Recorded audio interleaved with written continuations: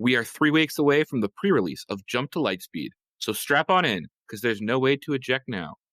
I'm Faith, and I'm here with Jrod and Dudeness. Today we take a deep dive into spoilers from Jump to Lightspeed. Before we begin, press that like button and subscribe button. Dudeness, which of the cards from this set speaks to you so far? That's a good question. Right off the rip, we can just talk about the Phoenix Squadron A-Wing. One of the best cards revealed so far. The 2-cost green heroism, just 3/2 rebel vehicle in space. It's common, right? It's not legendary like a certain Kylo's TIE silencer. So despite the fact that every green deck is going to want this card, they're not going to have to shell out for a legendary priced card to add it into their deck. That's fantastic. It might reinvigorate my Leia deck, I don't know, but this is definitely one of my favorites that we've gotten so far. Hmm. And Jrod, off the rip, any cards speak to you so far? Um, I'm gonna highlight the legendary Han Solo card. I really enjoy its flexibility that it has. It's a 5-cost ground unit, cunning heroism. When played as a unit, it's a 4/5 with ambush, which is decent. And then also it has piloting. So when played as an upgrade, you may attack with attached unit. If it's the Millennium Falcon, it deals its combat damage before a defender, and it gives +3/+2. And its piloting cost is 2 yellow heroism. So, I mean, this card basically just lets you attack as soon as it's played.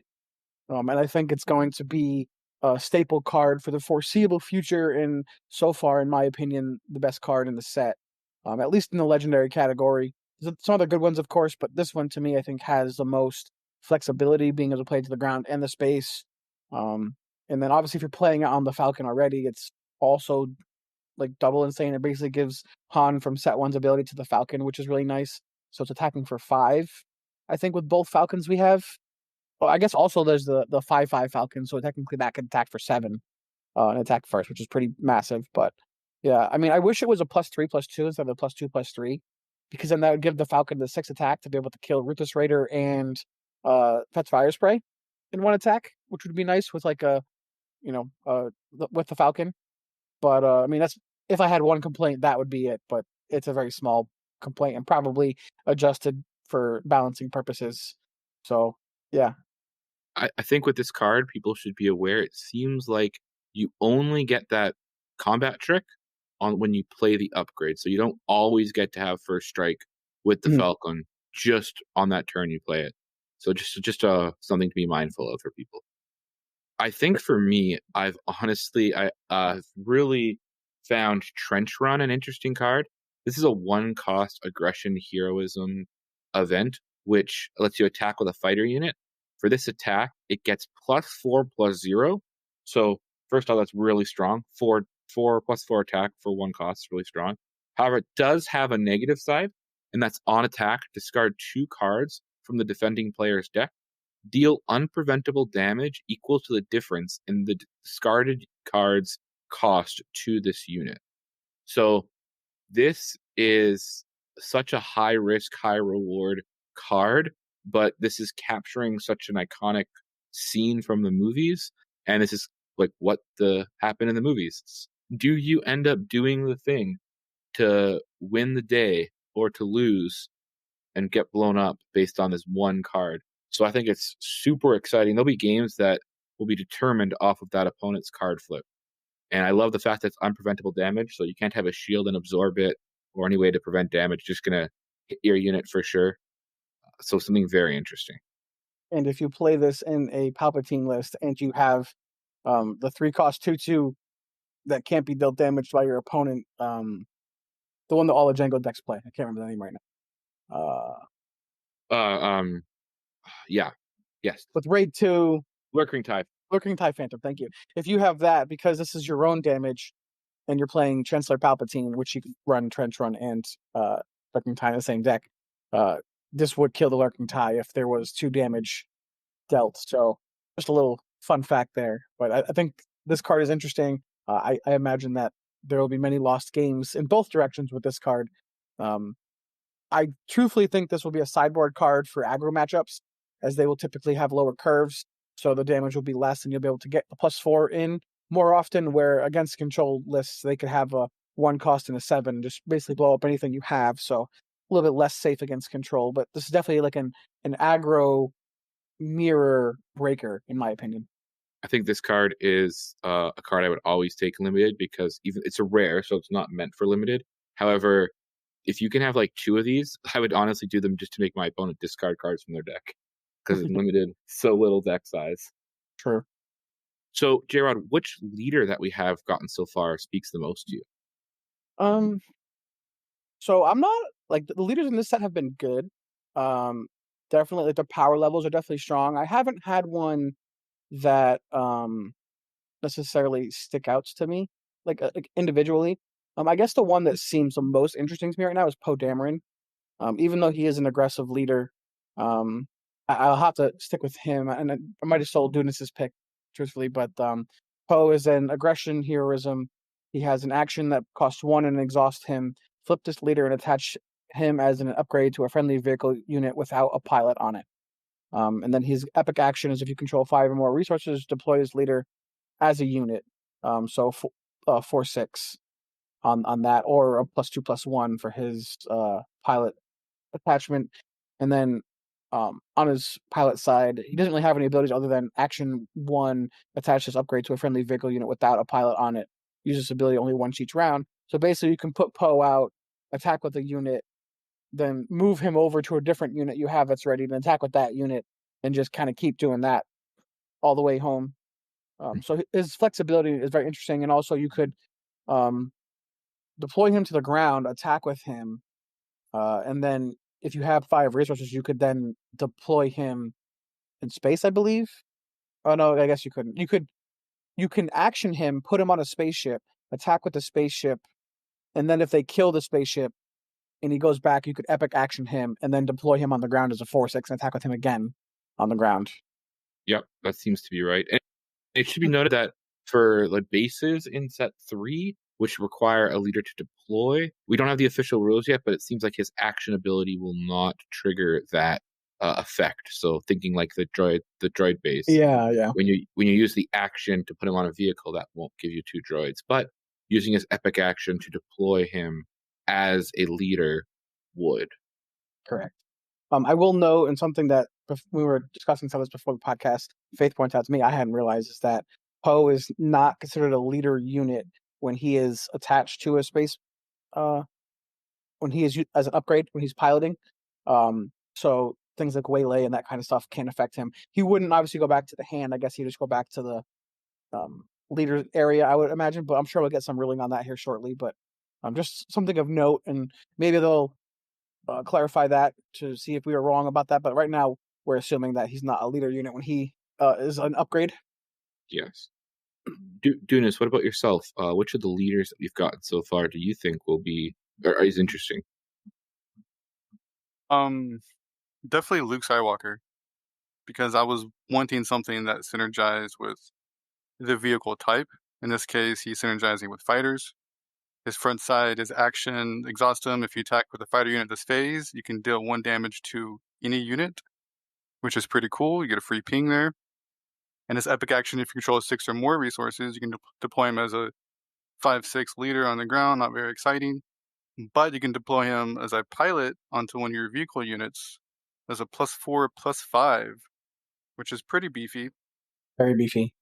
And he has the text of this upgrade can't be defeated by enemy card abilities. So no confiscates, no disabling Fang fighters, no aggressions, no etc. etc. That's probably I wouldn't say the best part, but one of the best parts about him is the fact that he can't be defeated. So you have to actually deal with him. And he's also attached unit as a leader unit. So you can't fell the dragon, you can't waylay him. So if this guy actually gets to pilot a unit, you're going to have to take it out basically through combat in space.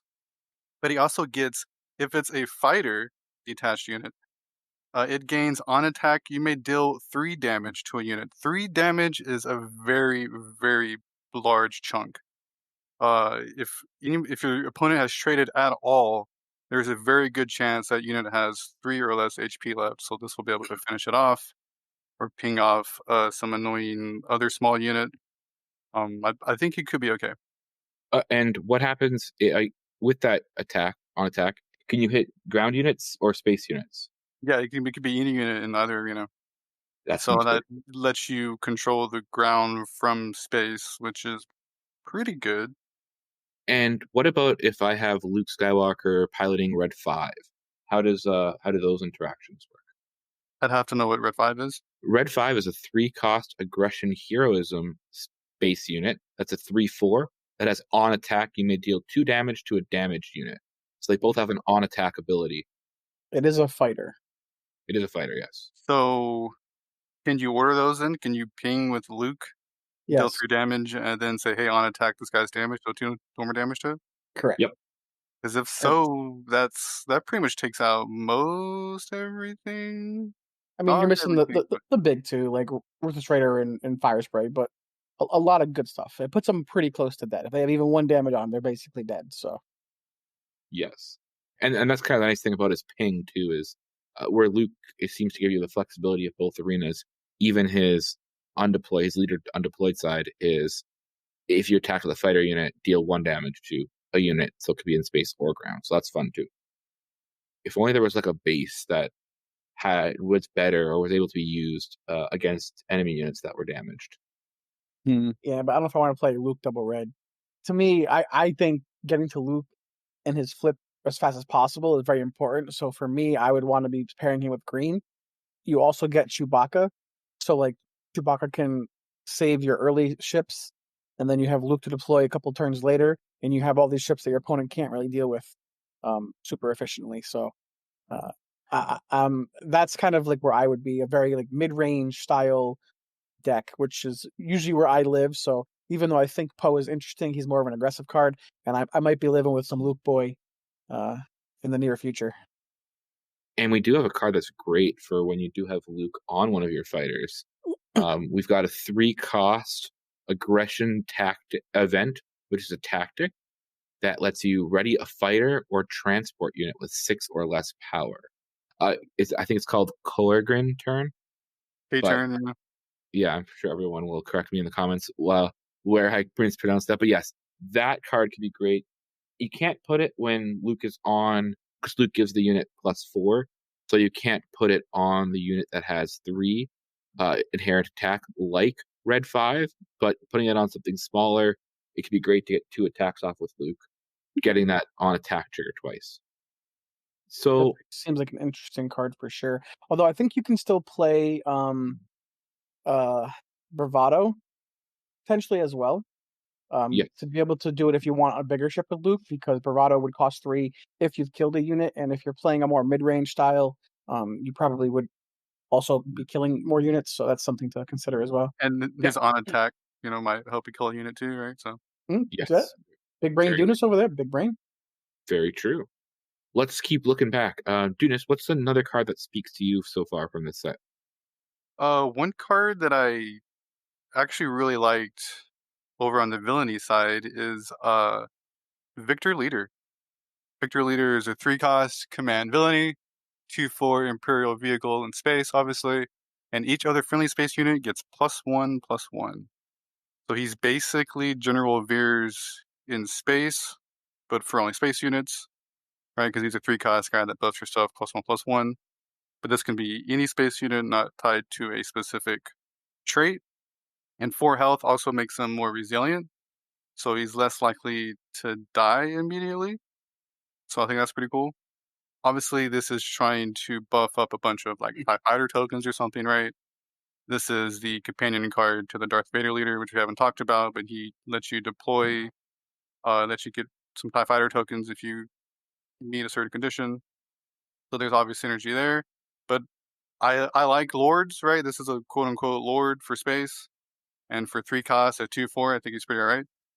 And just for those who don't know what a lord means, it's a magic terminology that basically buffs a specific type of unit. So in this instance, it's space units. Sometimes they could be more specific and say rebels, like Dodana, or Imperials, like the aforementioned what's his Veers. face? Veers, thank Here's you. yep. So that's just what that terminology, in case people Right, aren't. yeah. And what a better time to talk about that leader, Darth Vader? Something I think we may see a little bit in both limited and in constructed. He's a common leader, so you'll see him quite a bit. He's got an action to exhaust him, and if you attack with a non-token vehicle, unit this phase, create a TIE Fighter token, which is a 1/1 space token unit. And then his epic action is if you control 6 or more resources, you can choose one. You either deploy him as a 5/6 on the ground, not very exciting. But if you pilot with him, the attached unit does become a leader unit, as I mentioned with Poe, unlike Poe. And when you deploy him as an upgrade, you create 2 TIE Fighter tokens. Those TIE Fighter tokens are exhausted, but he does give you +5/+5. And giving a unit +5 that's ready can be quite a good big stat buff. Yeah, I mean, I imagine there's going to be multiple games won and lost with Darth Vader deploying, and then someone playing Overwhelming Barrage for at least 8, probably like a lot more. Truthfully, like 9 is probably going to be like the average, right? Because like even if it's a 2/3 ship you deploy Vader on, or a 2/2, it's a 7/7, and they give it +2/+2 is a 9/9. So you just get to basically wipe your opponent's board with Barrage. Yeah. I don't know. It just man, he just seems really good. I love the fact he's also Jrad proof, or should I say Power of the Dark Side proof. So that's also something up my alley. So it's gonna be a guy that I definitely play a decent amount, at least try him out. This set has been so good. It's fun. It's like, truthfully, I think all these leaders are significantly more powerful than like sets 1 through 3. So I actually think that we'll see mostly set 4 leaders being dominant in the competitive metagame. There will definitely be some. I think Django's probably still fine because of his ability to tap things down as just a good tempo play. Especially when people are trying to like Voltron all the pilots out. Being able to like tap one down is pretty massive in the race. So I think that he might survive, but I think there's going to be very few and far between leaders from the old sets that will be able to keep up with these new thatted leaders, in my opinion, from what we're seeing. One thing I'm kind of interested to see is if we get pilots that have a different cost than their, like a completely different aspect than their costing. We got that a little bit in set 2 with Smuggle, like Hotshot Blaster, which is an aggression card that has a cunning smuggle effect. So I wonder if we'll see again like a card that to play him as a ground unit is aggression, and to pilot him is cunning. You can typically get a little bit extra power boost with those things, those kind of cross coloring. As we turn towards multicolored decks, we have 4 new bases this set. Are there any bases that speak to you guys from this set that we got? I can feel this first. There's definitely one for me. As a competitive player, getting more consistency is pretty important in the Bat Village. Provides that while not being able to mulligan, being able to draw 3 extra cards. Because the amount of time that the card you're looking for in your opening hand is 1 card away is probably more often than you would think. So being able to draw 3 cards and then put 3 cards you don't want at the bottom. So let's say, for example, I'll use a current deck like Han Double Yellow, right? Where, you're really looking for DJ and Tech and those specific cards to really win certain matchups for you.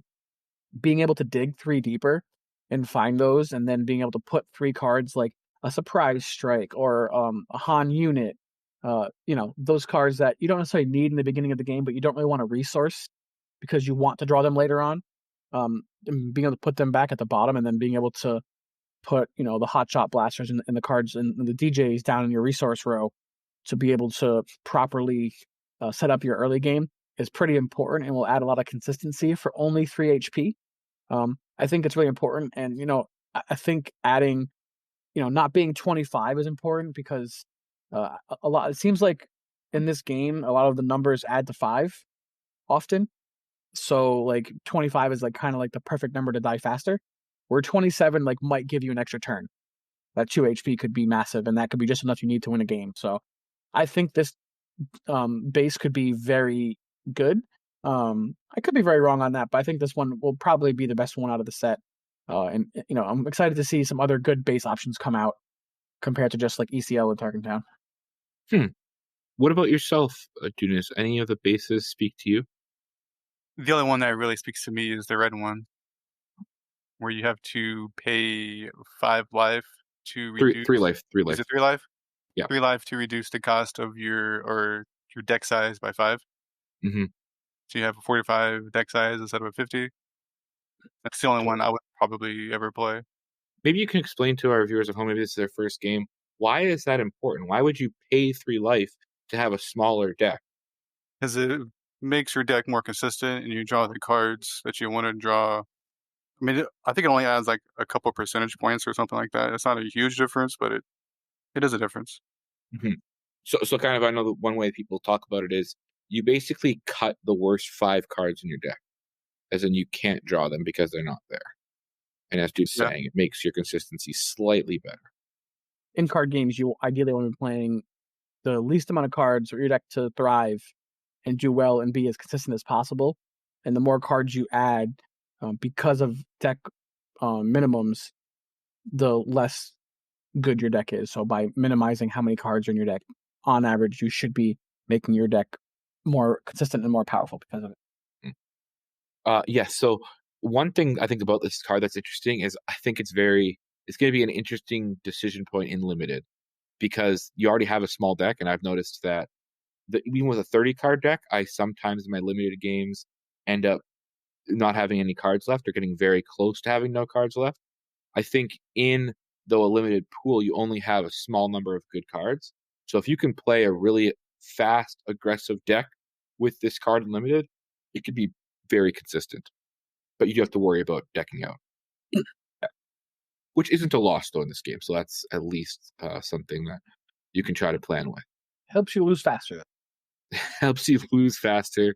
Yes, hopefully helps you win more consistently though as well. So something to think about.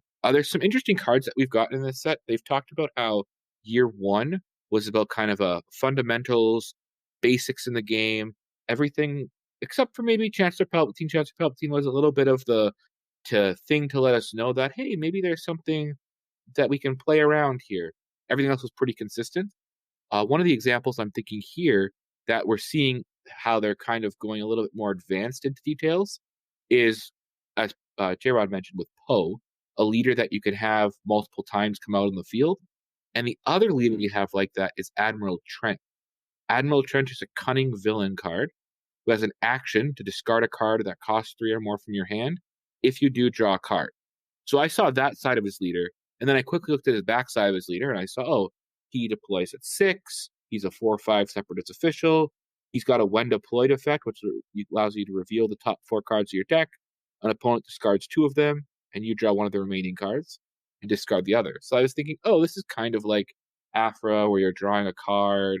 When you deploy him, you get some choice in it.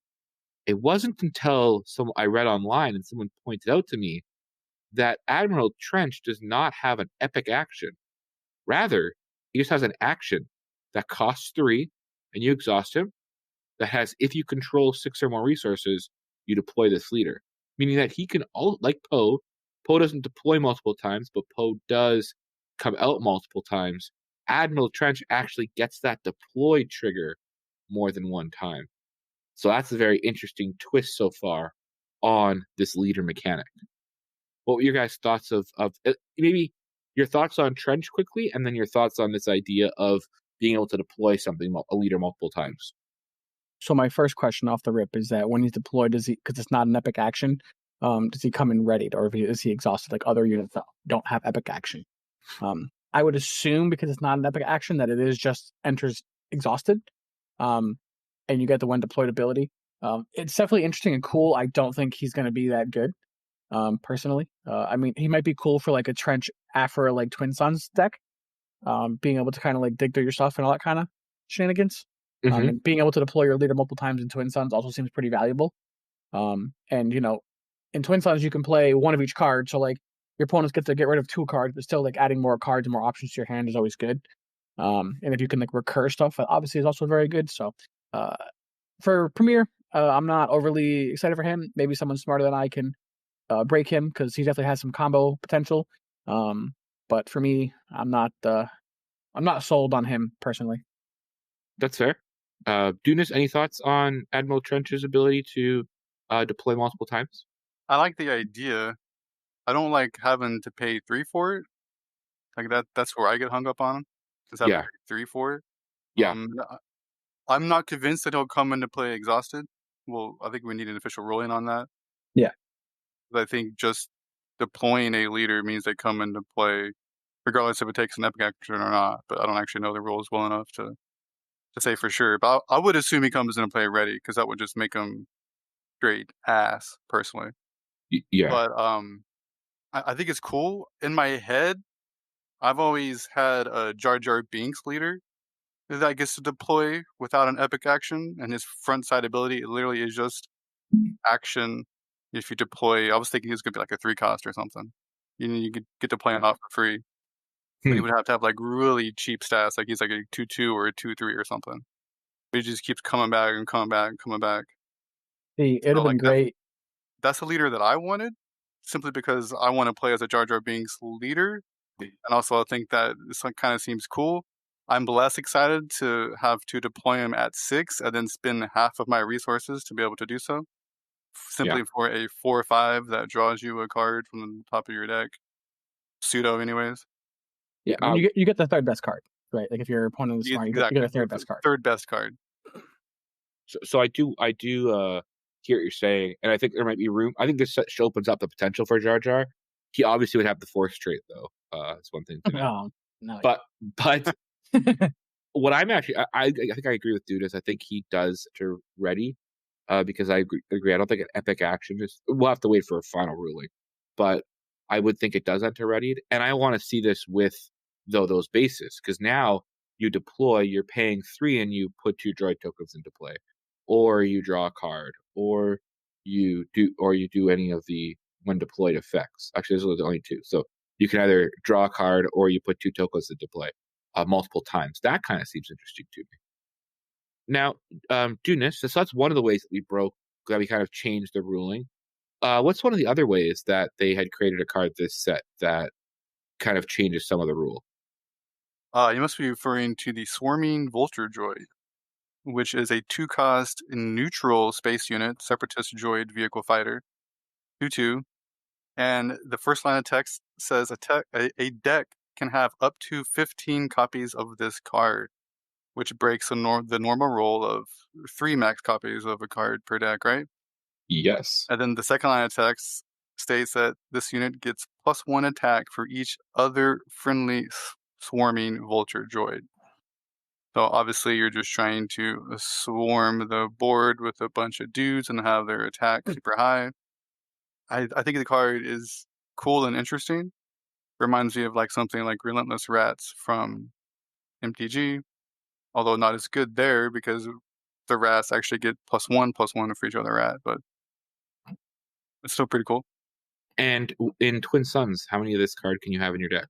Just one, like in regular Twin Suns rules? I'm gonna assume 15, but I'm making a huge assumption here because in Magic's Commander, any cards that say you can have more than 1 copy or whatever have more than 4 copies, I guess more accurately. But like the rats, you can have infinite number of rats in your commander deck. So I assume you can have up to 15 droids in your Twin Suns deck.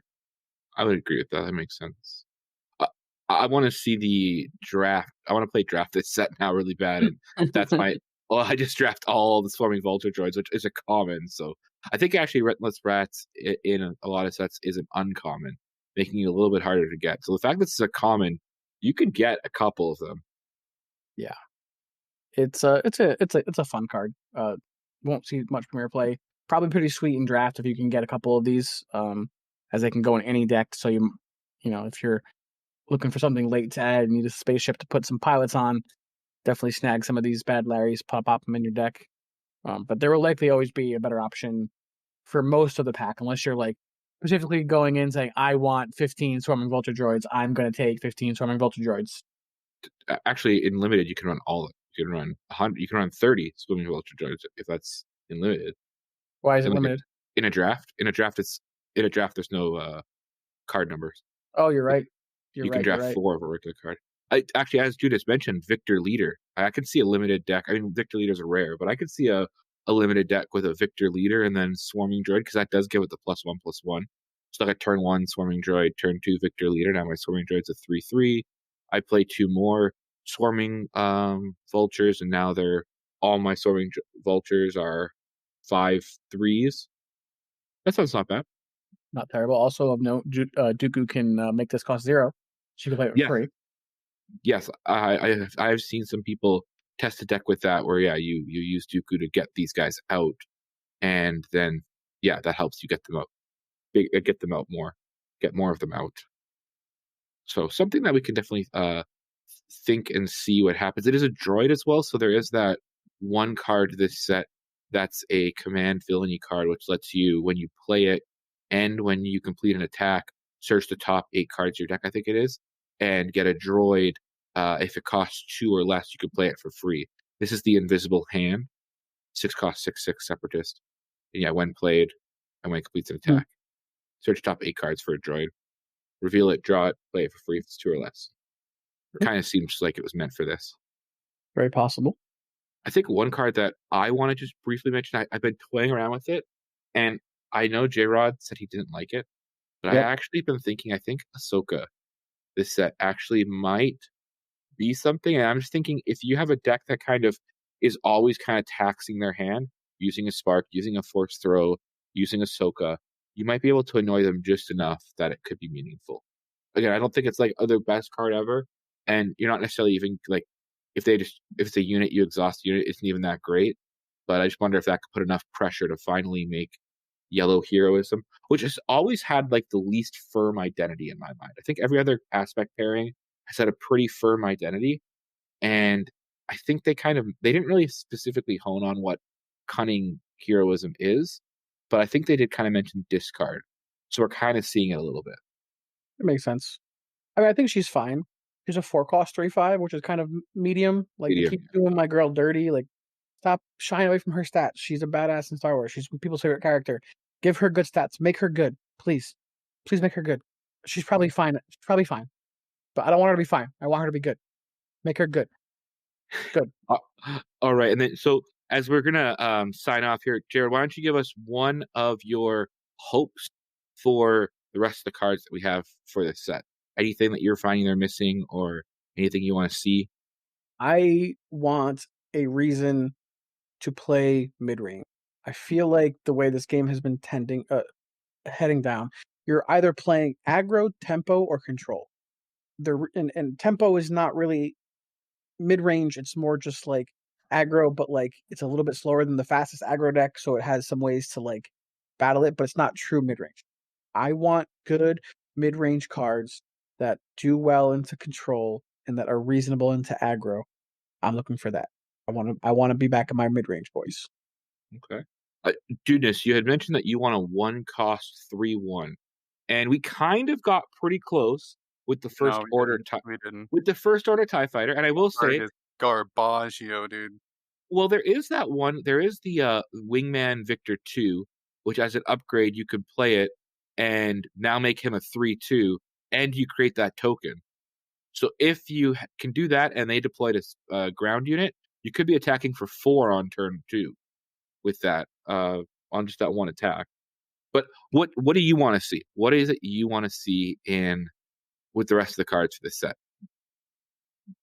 Actual playable one drops, I guess. I don't know. Because that Actual guy is like an upgraded TIE fighter, but like just barely. People fair. hoping for more. That's fair. That's fair. I mean, he I still is just straight an upgrade, right, over the regular TIE fighter. So you're gonna bring that if you're already playing TIE fighters in the first place, but I don't know, it didn't that card did not spark joy. Nope, that's fair. That's fair. Okay, so we've got. I mean, I guess the one actually thing is it's a first order instead of an imperial, so there is potential. It could not be as good. I would say that I think we do have some interesting aggro cards. I think we have some big capital ships. I probably want to see. I really want to see the Death Star. I think that's what I want. I don't think we're gonna get it. You may, but I want to see that. So we'll have to see if we get that big boss card as our challenge, as our end piece. We got a couple legendaries. We're less than half the legendaries have been revealed, or just over half the legendaries have been revealed. So we'll have to see what comes next. Well, thank you guys very much for checking us out. Well, we'll see you next time on Outmaneuver. Cheers. Later, everybody.